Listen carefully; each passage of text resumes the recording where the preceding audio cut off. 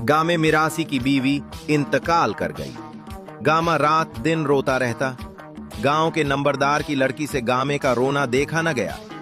एक दिन वो ताजियत के लिए गामे के घर चली गई। लड़की को अहवाल बताते बताते गामे ने रोते हुए लड़की का हाथ पकड़ लिया और कहने लगा, यहाँ बैठकर हम मियाँ बीवी खाना खाते थे। फिर रोते हुए लड़की के कंधे पर हाथ रखकर सहन में ले गया और कहा, यहाँ बैठकर हम चाय पीते थे। फिर रोते हुए लड़की को कमरे में ले गया और कहने लगा, यहाँ डबल बेड पर हम मियाँ बीवी मिलकर सोते थे। फिर रोते हुए उसे डबल बेड पर साथ लिटाकर ऐन घैन कर दिया।